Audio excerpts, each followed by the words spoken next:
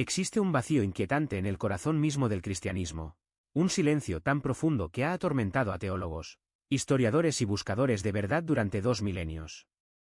Entre los 12 y los 30 años, Jesús de Nazaret simplemente desaparece de los registros bíblicos.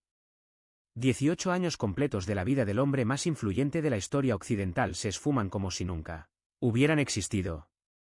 ¿Qué secretos esconden estos años perdidos? ¿Por qué los evangelistas guardaron un silencio tan absoluto sobre este periodo crucial? La última vez que los evangelios mencionan al joven Jesús, tiene 12 años y discute con los doctores del Templo de Jerusalén, asombrándolos con su inteligencia precoz. Luego, el relato se interrumpe abruptamente. No hay una sola palabra, ni un solo versículo que ilumine qué hizo, dónde estuvo o cómo se transformó durante casi 2 décadas. Cuando reaparece a los 30 años para ser bautizado por Juan en el río Jordán, ya es el maestro completo que conocemos. ¿Cómo ocurrió esta metamorfosis? Las teorías han proliferado durante siglos como hongos después de la lluvia. Algunos afirman que viajó a la India, donde estudió con los maestros budistas y aprendió las técnicas de meditación que luego confundirían a sus seguidores con milagros. Otros insisten en que se unió a los esenios, aquella secta ascética del desierto de Judea que guardaba conocimientos secretos y practicaba rituales de purificación. Hay quienes sugieren que simplemente trabajó como carpintero en Nazaret, perfeccionando su oficio mientras meditaba en silencio sobre las Escrituras. Cada teoría intenta llenar el vacío con especulaciones, pero ninguna satisface completamente. Sin embargo, hubo un hombre que se atrevió a mirar este misterio desde una perspectiva radicalmente diferente. Baruch Spinoza, el filósofo judío holandés del siglo XVII, rechazó tanto las fantasías místicas como las explicaciones convencionales. Para Spinoza, la pregunta sobre los años perdidos de Jesús era menos importante que comprender qué representaba realmente este hombre. No buscaba rutas comerciales hacia Oriente ni cuevas secretas en el desierto.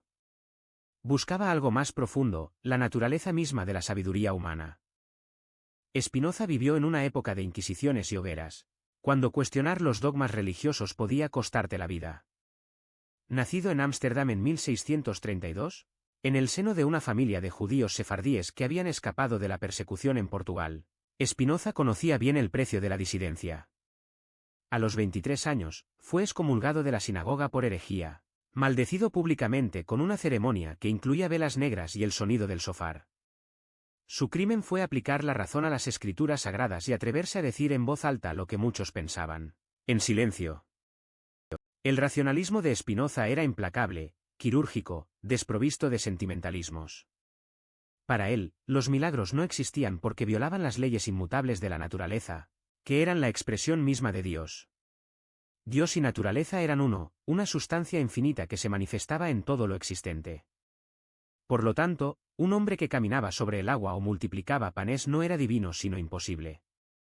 La verdadera divinidad estaba en otra parte, en algo mucho más accesible y profundo. Estaba en la capacidad humana de comprender el orden del universo. Cuando Spinoza dirigió su mirada hacia Jesús, no vio a un Dios encarnado ni a un mago taumaturgo. Vio al hombre más sabio que había caminado sobre la tierra, alguien que había alcanzado el nivel más elevado de conocimiento, la intuición intelectual. Este tercer género de conocimiento, como Spinoza lo llamaba, trascendía tanto la experiencia sensorial como el razonamiento lógico. Era la percepción directa e inmediata de la verdad eterna, la comprensión de cómo todas las cosas fluyen necesariamente de la naturaleza divina. Jesús, en la visión spinociana, había alcanzado esta comprensión suprema. Pero aquí surge la pregunta fascinante, ¿cómo llegó Jesús a este conocimiento? Si los años entre los 12 y los 30 están en blanco, ¿podemos deducir qué tipo de desarrollo mental y espiritual debió atravesar? Spinoza nos ofrece pistas cruciales en su Tratado Teológico Político, una obra tan peligrosa que tuvo que publicarla anónimamente en 1670. Allí, Spinoza argumenta que Jesús no recibió revelaciones sobrenaturales sino que alcanzó la verdad, de mente a mente, es decir, a través del desarrollo natural de su intelecto. Esta afirmación transforma completamente nuestra comprensión de los años perdidos. Si Jesús no era divino desde su nacimiento, si no tenía un conocimiento sobrenatural instalado en su cerebro como un programa informático, entonces debió aprender, estudiar, reflexionar, dudar, equivocarse y crecer. Debió pasar por un proceso intenso de autodescubrimiento y educación. Los 18 años de silencio no son un vacío sino un periodo de incubación, el tiempo necesario para que una mente extraordinaria madurara hasta alcanzar la sabiduría perfecta. ¿Qué hizo durante esos años? Spinoza sugiere que Jesús comprendió las escrituras hebreas no de manera literal sino alegórica, penetrando hasta su núcleo ético universal. No necesitó viajar a tierras exóticas ni unirse a sectas misteriosas. Necesitó tiempo, soledad y reflexión profunda. Probablemente estudió la Torá con una intensidad que pocos podían igualar, meditó sobre los profetas, observó la naturaleza humana con ojo clínico. Quizás trabajó con sus manos durante el día y ejercitó su mente durante las noches, en la silenciosa oscuridad de Nazaret. La genialidad de la interpretación espinociana radica en su honestidad brutal. Spinoza no intenta llenar los vacíos con invenciones románticas sobre caravanas hacia el Himalaya o iniciaciones secretas en templos ocultos. Reconoce que no sabemos exactamente qué hizo Jesús durante esos años, pero comprende algo más importante. Sabemos qué tipo de persona emergió al final de ese periodo. Conocemos los frutos, y de los frutos podemos deducir la naturaleza del árbol. El Jesús que emerge a los 30 años es un maestro de una claridad moral y filosófica asombrosa. Sus parábolas son joyas de sabiduría condensada, sus enseñanzas éticas son universales y atemporales. No habla como los escribas y fariseos, atados a la letra de la ley, sino con autoridad propia, desde la comprensión directa de los principios fundamentales. Predica el amor, la compasión, la justicia, pero no como mandamientos arbitrarios de un Dios caprichoso. Los presenta como verdades necesarias que fluyen de la naturaleza misma de la realidad. Para Spinoza, esta era la clave. Jesús había comprendido que Dios es amor no porque alguien se lo hubiera revelado en una visión, sino porque había penetrado hasta la esencia de la existencia. Había entendido que todo lo que existe es una expresión de la sustancia divina infinita, y que por lo tanto, amar a tu prójimo no es un sacrificio sino el reconocimiento de tu verdadera naturaleza. No hay separación real entre tú y el otro, entre el yo y el universo. Esta comprensión no puede enseñarse con palabras, debe ser alcanzada a través de un desarrollo interior profundo. Los años perdidos, entonces, son el periodo en que Jesús alcanzó esta comprensión suprema. No importa si lo hizo en Nazaret, en Jerusalén, en el desierto o en algún lugar remoto. Lo importante es que dedicó casi 2 décadas de su vida a un proceso de transformación interior. Mientras otros jóvenes de su edad se casaban, tenían hijos y se establecían en sus oficios, Jesús estaba comprometido en una búsqueda mucho más radical. Estaba persiguiendo la verdad absoluta, la comprensión total de la realidad. Esta interpretación tiene implicaciones revolucionarias para nuestra comprensión del cristianismo. Si Jesús no era inherentemente divino sino que alcanzó la sabiduría suprema a través del desarrollo de su intelecto humano, entonces su camino es potencialmente replicable. No estamos adorando a un Dios inalcanzable sino siguiendo el ejemplo de un ser humano que logró lo extraordinario. Los años perdidos no son un misterio que debamos lamentar sino una inspiración que debemos emular. Jesús pasó 18 años preparándose, y nosotros también podemos dedicar nuestras vidas al desarrollo de nuestra comprensión. Pero la Iglesia no podía aceptar esta visión. Desde los primeros concilios ecuménicos hasta la actualidad, la teología cristiana ha insistido en la divinidad sobrenatural de Jesús. El Concilio de Nicea en el año 325 estableció dogmáticamente que Jesús era, de la misma sustancia, que Dios Padre, verdadero Dios de verdadero Dios. Esta formulación hace imposible cualquier interpretación naturalista de su vida. Si Jesús era Dios desde el momento de su concepción, entonces los años perdidos son irrelevantes. No necesitó aprender nada porque ya lo sabía todo. Sin embargo, esta doctrina crea más problemas de los que resuelve. Si Jesús era plenamente divino desde su nacimiento, ¿por qué esperó 30 años para comenzar su ministerio? Porque la Biblia menciona que crecía en sabiduría y en estatura si ya poseía conocimiento infinito. ¿Por qué, en el Evangelio de Marcos, Jesús admite que no sabe cuándo vendrá el fin del mundo, diciendo que solo el Padre lo sabe? Estas contradicciones desaparecen si aceptamos la visión espinociana. Jesús era humano, supremamente sabio pero humano, y su vida fue un proceso de crecimiento real. La resistencia de la Iglesia a esta interpretación es comprensible pero lamentable. Al insistir en la divinidad sobrenatural de Jesús, la teología tradicional lo convierte en un ídolo inalcanzable, un objeto de adoración en lugar de un modelo a seguir. Spinoza entendió que esto traicionaba el mensaje central de Jesús. El nazareno no predicó que debíamos adorarlo, sino que debíamos vivir como él vivía, amar como él amaba, comprender como él comprendía. Su vida no era un espectáculo sobrenatural, sino un camino que señalaba hacia la liberación humana. Los años perdidos, vistos a través de los ojos de Spinoza, se convierten en una metáfora poderosa para nuestro propio desarrollo espiritual e intelectual.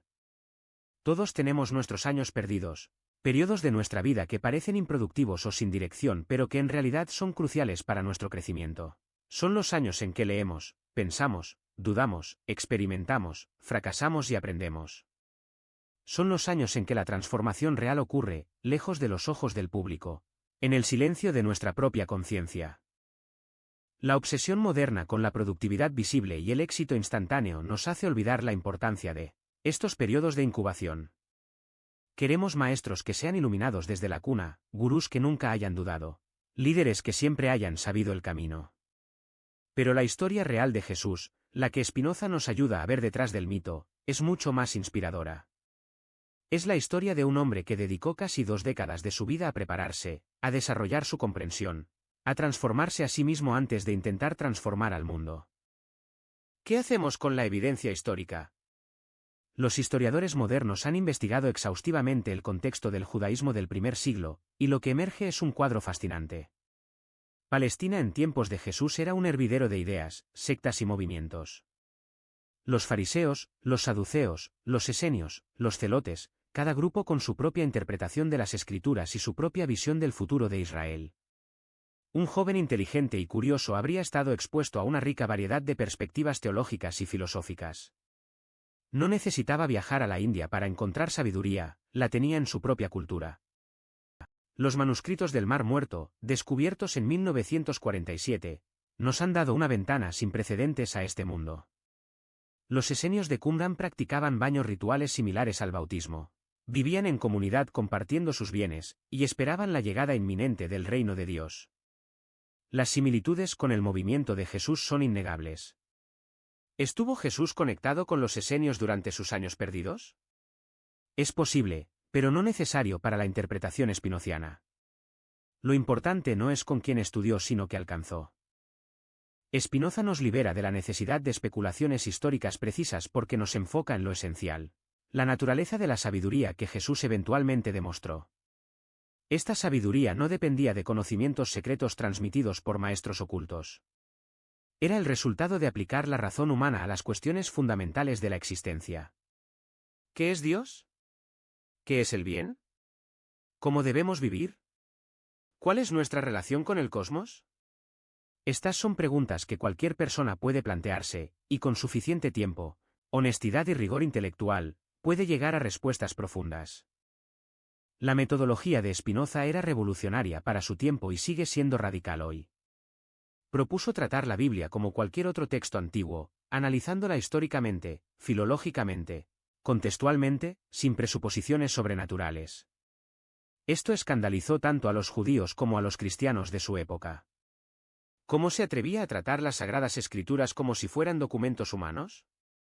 Pero Spinoza insistía en que sólo a través de este método riguroso podíamos comprender el verdadero mensaje de textos como los Evangelios.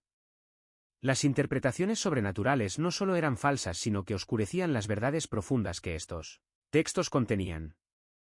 Cuando Spinoza analizó los Evangelios de esta manera, vio algo que la mayoría de sus contemporáneos no podía ver.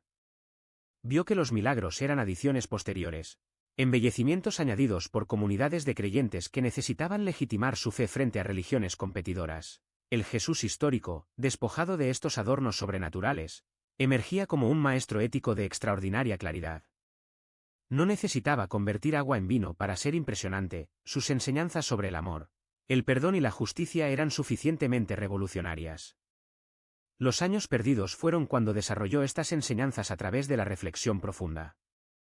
Hay un detalle fascinante en los Evangelios que a menudo pasa desapercibido pero que apoya la interpretación spinoziana. Cuando Jesús regresa a Nazaret después de comenzar su ministerio, la gente de su pueblo natal lo rechaza, preguntándose, ¿no es este el carpintero, el hijo de María? Están asombrados por su sabiduría pero también escépticos. Esta reacción sugiere que no había dado muestras de ser especial durante los años previos. No era conocido como un niño prodigio o un joven sabio. Había vivido una vida aparentemente ordinaria, trabajando en el taller de carpintería, hasta que algo cambió dramáticamente. ¿Qué cambió? Desde la perspectiva espinociana, Jesús alcanzó la intuición intelectual, el tercer género de conocimiento. Este no es un evento súbito como una conversión religiosa, sino el resultado de un largo proceso de maduración mental. Es como cuando un matemático trabaja durante años en un problema y de repente todo se aclara. O cuando un artista practica incansablemente hasta que su técnica se vuelve intuitiva. Jesús había estado trabajando en el problema más importante de todos: comprender la naturaleza de la realidad y cómo debemos vivir en ella. Después de 18 años, alcanzó la solución. Esta solución no era una teoría abstracta sino una comprensión vivida que transformó completamente su ser. Spinoza distinguía entre tres tipos de conocimiento: el conocimiento por experiencia vaga, el conocimiento racional basado en demostraciones lógicas, y la intuición intelectual que percibe las cosas, bajo el aspecto de la eternidad. Jesús había alcanzado este tercer nivel. Ya no veía el mundo como un conjunto de objetos separados y eventos aleatorios sino como una totalidad coherente donde todo está conectado necesariamente. Desde esta perspectiva, el amor no era una opción moral sino una percepción de la verdad, que todos somos manifestaciones de la misma sustancia divina. Las enseñanzas de Jesús reflejan consistentemente esta comprensión unitaria.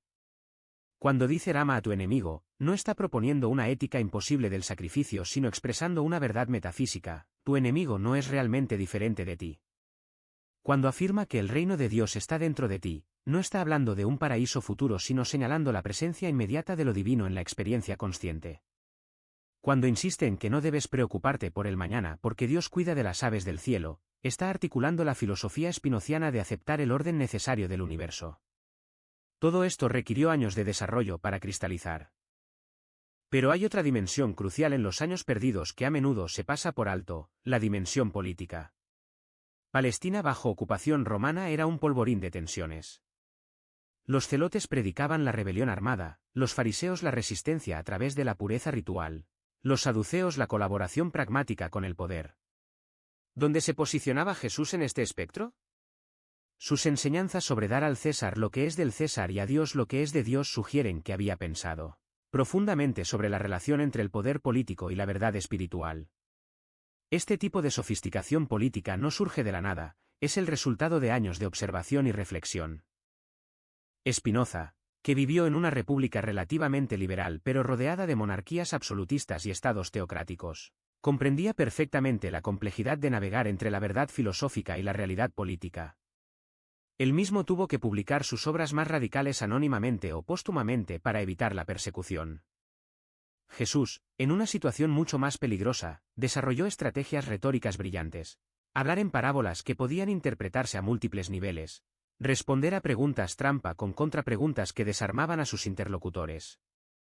Estas habilidades se perfeccionan con el tiempo, no aparecen mágicamente. Los años perdidos también fueron probablemente años de experimentación ética. Spinoza creía que la virtud es su propia recompensa porque consiste en actuar según nuestra verdadera naturaleza racional. Pero descubrir cuál es exactamente nuestra verdadera naturaleza requiere experimentación y error. Jesús probablemente probó diferentes formas de vida, quizás periodos de ascetismo severo alternando con participación en la vida comunitaria normal. Al final, su ética emergente no era ni la de un eremita que rechaza el mundo ni la de un conformista que lo acepta acríticamente, sino algo más sutil: estar en el mundo pero no ser del mundo. Esta fórmula paradójica refleja perfectamente la filosofía spinociana. Spinoza no rechazaba el mundo físico como los gnósticos ni lo abrazaba acríticamente como los hedonistas. Veía el mundo como la expresión necesaria de Dios, pero creía que la libertad humana consistía en comprender esta necesidad y aceptarla conscientemente en lugar de ser arrastrado por ella inconscientemente. Jesús vivió esta filosofía. Participaba en banquetes y festividades, disfrutaba del vino y la compañía, pero nunca perdía de vista las verdades eternas. Esta capacidad de mantener el equilibrio entre el gozo terrenal y la sabiduría trascendente requiere madurez, y la madurez requiere tiempo. Hay un pasaje en el Evangelio de Lucas que ofrece una pista tentadora sobre los años perdidos. Cuando Jesús comienza su ministerio en la sinagoga de Nazaret, lee un pasaje de Isaías. El Espíritu del Señor está sobre mí, porque me ha ungido para proclamar buenas nuevas a los pobres. Luego enrolla el pergamino y declara, hoy se ha cumplido esta escritura en vuestros oídos. Este momento dramático sugiere que Jesús había estado estudiando las escrituras proféticas intensamente, identificándose gradualmente con el papel del mensajero divino. No fue una revelación súbita sino el resultado de años de inmersión en los textos sagrados y reflexión sobre su significado. Spinoza habría notado inmediatamente que Jesús no dice «soy Dios», sino que afirma que el Espíritu de Dios está sobre él, es decir, que ha alcanzado una comprensión profunda de lo divino. Esta es una distinción crucial. En la metafísica espinociana, todos somos modos o expresiones de la sustancia divina única, pero la mayoría de nosotros no lo sabemos. Vivimos en la ignorancia, creyéndonos entidades separadas, luchando contra un universo que percibimos como hostil. Jesús había superado esta ilusión. Había realizado su unidad con Dios, no porque fuera ontológicamente diferente del resto de la humanidad sino porque había desarrollado su intelecto, hasta el punto de percibir la verdad directamente. Esta interpretación tiene consecuencias prácticas inmediatas para nuestra vida espiritual. Si Jesús alcanzó la iluminación a través del desarrollo intelectual y ético durante 18 años de trabajo interior, entonces nosotros también podemos embarcarnos en este camino. No necesitamos esperar una gracia sobrenatural que nos transforme mágicamente. Necesitamos dedicar tiempo y esfuerzo al cultivo de nuestra mente y nuestro carácter. Los años perdidos de Jesús se convierten así en un modelo, el tiempo que dedicamos al estudio, la meditación, la reflexión moral y el autoconocimiento no es tiempo perdido sino inversión esencial en nuestro desarrollo como seres humanos plenos. La Iglesia institucional ha resistido ferozmente esta interpretación porque socava su monopolio sobre la salvación. Si Jesús era divino de una manera única e irrepetible, entonces necesitamos intermediarios institucionales para acceder a esa divinidad. Pero si Jesús era un ser humano que alcanzó la sabiduría suprema a través del esfuerzo intelectual, entonces cada uno de nosotros puede buscar esa sabiduría directamente. No necesitamos sacerdotes, sacramentos ni doctrinas dogmáticas. Necesitamos tiempo, honestidad y coraje intelectual. Esta es una verdad liberadora pero peligrosa para las estructuras de poder religioso. Spinoza pagó un precio terrible por articular estas ideas. Fue excomulgado, sus libros fueron prohibidos y quemados, vivió en pobreza relativa rechazando cátedras universitarias que habrían comprometido su libertad intelectual.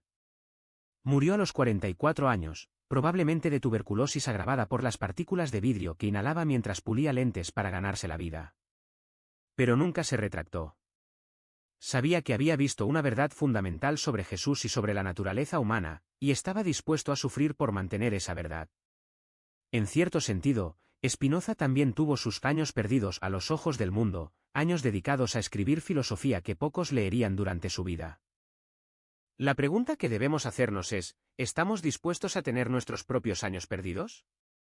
¿Podemos dedicar tiempo significativo al desarrollo interior sin la garantía de resultados inmediatos o reconocimiento externo? Vivimos en una cultura de gratificación instantánea donde incluso la espiritualidad se ha mercantilizado en talleres de fin de semana que prometen iluminación rápida.